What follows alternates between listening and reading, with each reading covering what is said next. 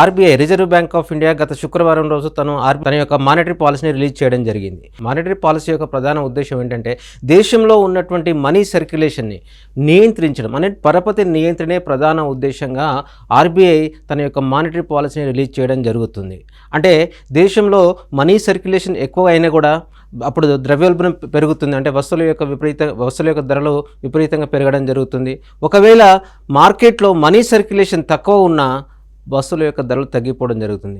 రెండు కూడా ఆర్థిక వ్యవస్థకు చాలా ప్రమాదకరం.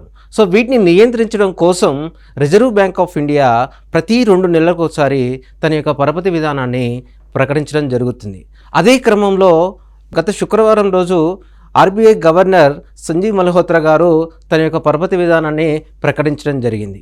ఈ పరపతి విధానంలో అనేక రకాలైనటువంటి మార్పులు చేర్పులు చేయడం జరిగింది. సో అందులో భాగంగా మనకి పరపతి నియంత్రణ అనేది బ్యాంకు రేట్లు మార్చడం కావచ్చు, రెపో రేట్లు మార్చడం కావచ్చు, రివర్స్ రెపో రేట్లు మార్చడం కావచ్చు, అదేవిధంగా సిఆర్ఆర్ ఎస్ఎల్ఆర్ను కూడా మార్చడం జరుగుతుంది. సో దీంతో పాటు మార్కెట్లో జరుగుతున్నటువంటి ఇతర ఆర్థిక మోసాలకు కూడా వాటికి చెక్ పెట్టేందుకు కొన్ని ప్రత్యేకమైనటువంటి సాధనాలను ఉపయోగించడం జరుగుతుంది.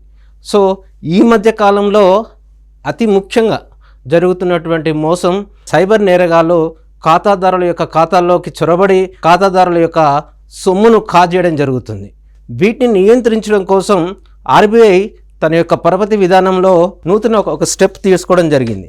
సో డిజిటల్ మోసాలకి గురైనటువంటి ఖాతాదారులకి ఈ పరపతి విధానంలో మొన్న ప్రకటించినటువంటి పరపతి విధానంలో ముఖ్యంగా తీసుకున్నటువంటి స్టెప్ ఏంటంటే ఈ ఆన్లైన్ మోసాల ద్వారా కానీ సైబర్ నేరగాళ్ల ద్వారా ఖాతాదారులు డబ్బులు కోల్పోతున్నారు. ఈ డబ్బులు కోల్పోయిన వాళ్ళకి ఆర్బీఐ కొంత ఉపశమనం కల్పించడం జరిగింది. అదేంటంటే ఎవరైనా సైబర్ నేరగాళ్ల వలన తమ యొక్క ఖాతాల నుంచి సొమ్మును కోల్పోయి ఉన్నట్టయితే 25,000 రూపాయల వరకు బ్యాంకు వాళ్ళకు చెల్లించడం జరుగుతుంది. 25,000 లేదా కోల్పోయిన మొత్తంలో 85%. ఏది ఎక్కువ అయితే అది ఆ అమౌంట్ను ఆ బ్యాంకులు ఆ ఖాతాదారులకి అందించడం, నష్టపరిహారంగా అందించడం జరుగుతుంది. సో మరి ఈ యొక్క ఆర్బీఐ తీసుకున్నటువంటి నిర్ణయం సహేతుకమైనదా? ఈ యొక్క ఆర్బీఐ తీసుకున్నటువంటి నిర్ణయం ఇది హేతుబద్ధమైనదా, లేకుంటే ఖాతాదారులకు ఉపశమనం కల్పించేదా, లేకపోతే సైబర్ నేరగాళ్ళకి ఊతమిచ్చే విధంగా ఉందా అని మనం డిస్కస్ చేసినట్టయితే ఇక్కడ సైబర్ నేరగాళ్ళకి తర్వాత హ్యాకర్స్కి వాళ్ళకి ఊతమిచ్చినట్టుగానే కనబడుతుంది. ఎందుకంటే వివిధ రకాల పద్ధతుల ద్వారా హ్యాకర్స్ సైబర్ నేరగాళ్ళు ఖాతాదారుల యొక్క ఖాతాలోకి చొరబడి ఖాతాదారుల యొక్క సొమ్మును కాచేయడం జరుగుతుంది. ఇది 1-2 రూపాయలు అయితే సరే, 10,000, 1,00,000, 10 కోట్లు, 20 కోట్లు అయితే కాముగా ఉండడం జరుగుతుంది. ఇప్పటి వరకు దాదాపు 54,000 కోట్ల రూపాయలు సాధారణ ప్రజల యొక్క సొమ్ము తమ ఖాతాదారుల ఖాతాల నుంచి సైబర్ నేరగారి చేతుల్లోకి వెళ్ళిపోవడం జరిగింది. సో ఇది చాలా తీవ్రమైనటువంటి దోపిడీ, అతిపెద్ద దోపిడీగా మనం అభివర్ణించవచ్చు.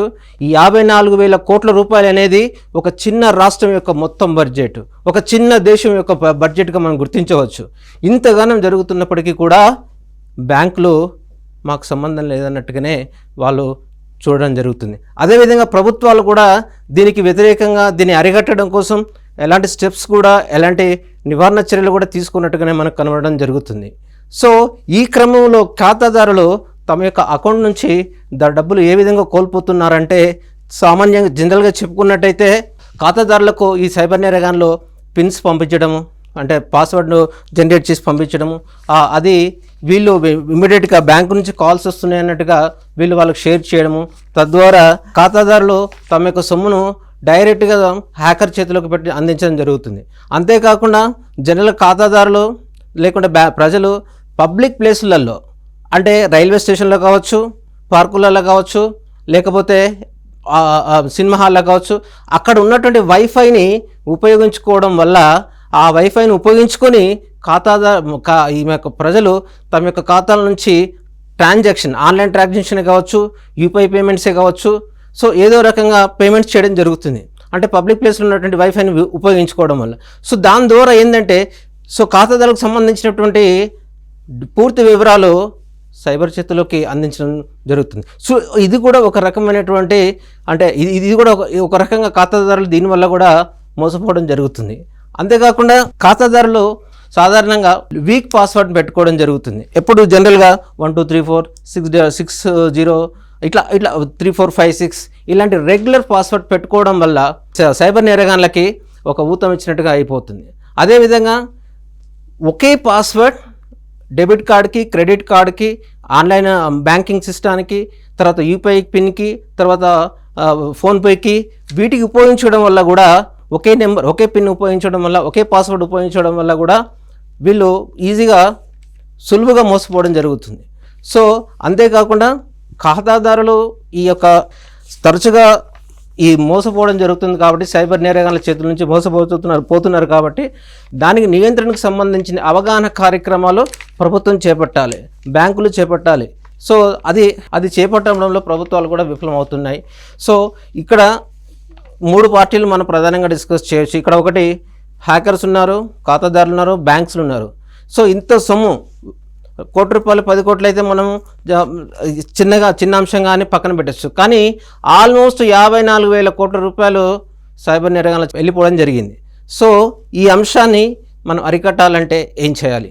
ఇది బ్యాంకర్స్ తప్ప, ఖాతాదారులు తప్ప, సైబర్ నేరగాళ్ళు తప్ప అంటే దాదాపు ఖాతాదారులు కొద్ది వరకు తప్పు ఉన్నప్పటికీ కూడా బ్యాంకర్స్ మిస్టేక్స్ ఉన్నదని మనం అంటే బ్యాంకర్స్ తమ యొక్క సాంకేతిక పరిజ్ఞానాన్ని హ్యాకర్స్ యొక్క సాంకేతిక పరిజ్ఞానం కన్నా తక్కువ స్టాండర్డ్లో ఉందా, లేదా సైబర్ నేరగాలు ఏ సాంకేతిక పరిజ్ఞానాన్ని అయితే వినియోగిస్తున్నారో అంతకు మించిన సాంకేతిక పరిజ్ఞానాన్ని వినియోగించడంలో బ్యాంకర్స్ విఫలమవుతున్నారా? మరి ఈ ప్రశ్నలకు సమాధానం ఏంటి? అదేవిధంగా బ్యాంకులు మన ఖాతాదారుల సమాచారాన్ని సైబర్ నేరగాళ్ళకి అందజేస్తున్నారు అన్న సందేహం కూడా ప్రజల్లో తలెత్తుతుంది. సో ఇలాంటి క్వశ్చన్స్ ఇలాంటి ఉండడం వలన ఇలా ఇన్ని వేల కోట్లు సైబర్ నేరగారి చేతిలోకి వెళ్ళిపోవడం వల్ల సో ప్రజల్లో దాదాపు బ్యాంకుల పట్ల నమ్మకాన్ని, విశ్వాసాన్ని కోల్పోతున్నారని మనం చెప్పుకోవచ్చు. మనం డిస్కస్ చేసినటువంటి లుమాక్స్ టెక్స్ అనే కంపెనీ 1450 రూపీస్కి ఎంట్రీ తీసుకోవాలని చెప్పడం జరిగింది. సో అదేవిధంగా టార్గెట్ 1550 చెప్పడం జరిగింది. సో ఈరోజు అంటే 5 వర్కింగ్ డేస్లలో 1450 నుంచి 1570 రూపీస్ వరకు ఈరోజు లుమాక్స్ టెక్ ర్యాలీ చేయడం జరిగింది. సో మనం ఏదైతే టార్గెట్ ఇచ్చామో ఆ టార్గెట్ను అచీవ్ చేయడం జరిగింది. ఓకే, అదేవిధంగా ఈరోజు మనం తీసుకోవాల్సిన TCS 2900 దగ్గర ఎంట్రీ తీసుకోవచ్చు. 3200 వరకు మనం టార్గెట్ కొనసాగించవచ్చు.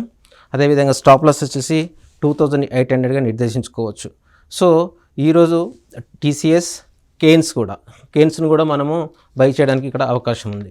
సో కేన్స్ 3800 బై చేయొచ్చు. 4100 వరకు టార్గెట్ మనం నిర్దేశించుకోవచ్చు.